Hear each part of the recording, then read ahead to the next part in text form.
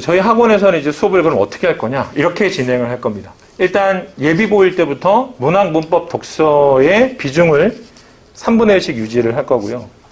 문학의 경우에는 뭐 말씀을 굳이 안 드려도 국어 하면 제일 먼저 문학이고요. 그 다음에 문법, 학생들이 제일 싫어하는데 우리 아이는 화작 선택할 건데 굳이 문법을 아닙니다. 1학년 때 내신에서 학생들이 문학보다 문법을 훨씬 더 어려워합니다. 물론 학교의 수업 시간 편성에서 보면 3대 1입니다. 일주일에 4시간 국어 수업 시간 중에서 문학을 3시간 하고 문법을 1시간 합니다.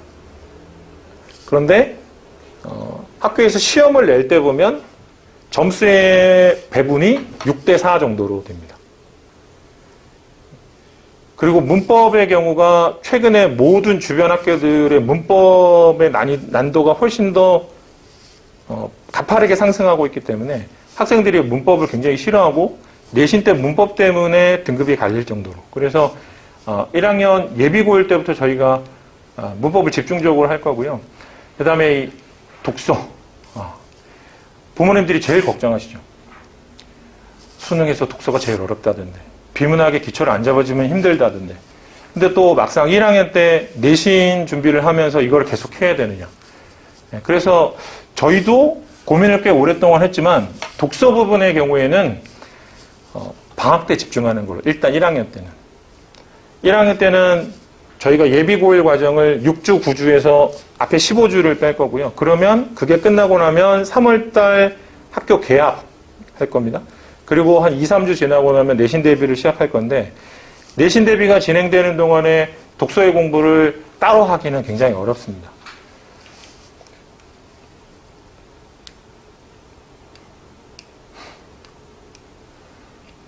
요즘은 이런 질문 하시는 분들이 좀 많이 줄었습니다.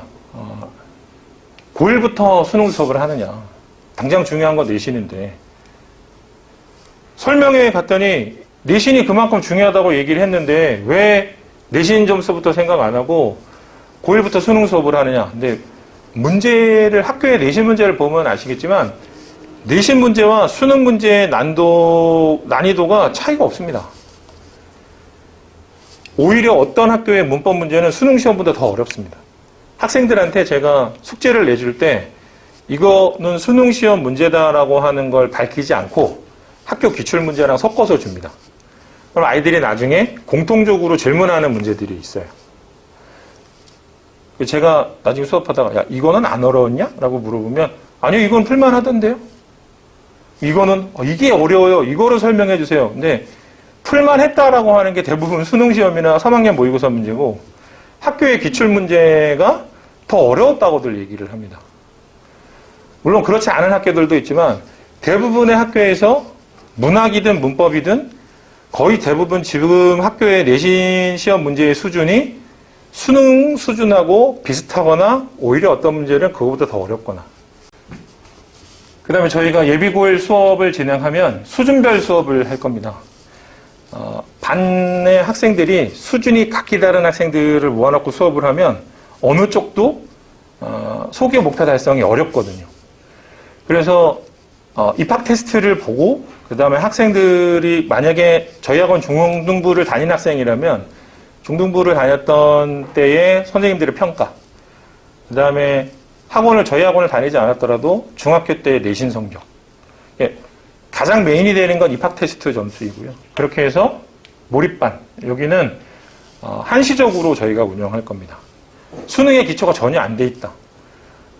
선행을 전혀 하지 않았고 그 다음에 선행을 하지 않은 학생들도 가끔 보면 얘는 정말 국어의 능력이 뛰어나다라고 생각되는 학생들이 있어요. 정말 어머님께 여쭤봐도 그 다음에 아이들에게 물어봐도 저는 모의고사 같은 거 풀어본 적이 없는데요 하는데도 독서의 문제들을 척척척 풀어낸 친구들이 있어요. 근데 그런 경우는 매우 드물고 기초가 안 돼 있고 선행이 전혀 안 된 학생들의 경우에는 여기 몰입반에서 수능 기초반에서 일단 기초부터 쌓는 걸로. 그 다음에 정규 수업의 중심이 되는 수능 연습반, 저희가 줄여서 수련반이라고 할 겁니다. 여기는 이제 일반반이 되는 거고요. 심화반. 여기는 저희가 입학 테스트를 봐서 1등급 혹은 2등급인데 아쉬운 2등급, 그리고 독서, 특히 비문학 쪽에 문제풀이 능력이 괜찮은 친구들. 왜냐하면 저희가 이렇게 3개 반을 나눠서 정규반과 심화반에서 가장 큰 차이점을 두는 부분이 독서 부분입니다. 1학년 때 예비고일 때 저희가 비문학 독서의 능력을 잘 길러주면 학생들이 1학년 때 내신을 집중적으로 해도 모의고사나 그 다음에 2학년 올라가서 수능을 본격적으로 준비할 때 도움을 많이 받더라고요. 아까 말씀드린 부분이고요. 입학 테스트, 그 다음에 중등교과 성적해서 수준별 단편성을 할 겁니다.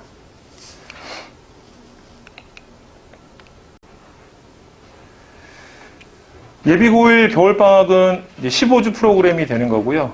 이때에 고전 문학 중심, 그 다음에 독서는 수능 기출, 그 다음에 화법, 작문, 한글 맞춤법 해서 문법 기초. 특히 한글 맞춤법 부분을 저희가 중점적으로 할 거고요. 그리고 여기 모의고사와 소설 읽기 들어가는데, 모의고사는 학생들한테 매주 하나씩 숙제로 나갈 겁니다. 45문제짜리. 학교에 계약을 하면 3월 초에 3월 10일을 기준으로 아마 3월 첫 번째 주나 혹은 두 번째 주 정도 될 수 있는데, 모의고사를 바로 봅니다. 전국 단위. 서울시 교육청 주관이고 연도에 따라 다르기는 하지만 보통 12만 명에서 18만 명 정도 볼 때 보고요. 그 시험이 처음 보는 전국 단위 모의고사이기 때문에 다들 이렇게 기대도 많이 하시고 합니다.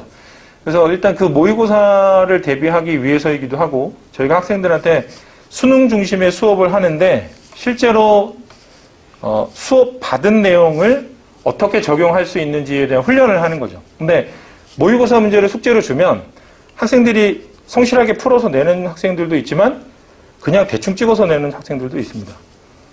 근데 그런 것들을 저희가 다 관리를 해야 되기 때문에 학생들의 성적은 전산 처리를 해서 어머님들께 문자 형태, 그림 문자 형태로 보내드릴 겁니다. 그러면 어느 분야에, 가령 문학이면 고전시가 고전산문, 현대시가 현대산문 해서 어떤 부분에 몇 점을 획득했고, 그 다음에 현재 시험 본 이전의 4주 평균과 이번 시험을 비교해서 아이의 성적이 어떤 변화를 보이고 있는지까지. 그래서 성적표를 전에는 종이로 드렸는데 어떤 어머님은 2개월이 넘었는데 성적을 모르겠다고 하시더라고요. 중간에 아이가 어머님께 안 보여드려서. 그래서 매주 그림 문자로 나갈 거고요. 그 다음에 모의고사를 학생들이 숙제를 하는데 정규 수업 시간에 질문하기가 참 애매합니다. 다른 아이들 눈치도 보이고. 근데 또 선생님의 수업 스케줄도 있으니까 오래 붙들고 있을 수는 없고. 저희가 그래서 모의고사의 해설 강의는 별도로 수업 외에 진행을 할 거고, 학원의 학생들을 대상으로 하는 거기 때문에 수업료 안 받을 겁니다. 대신 이 모의고사 클리닉이라고 저희가 할 건데 그 수업은 수준별로 할 겁니다.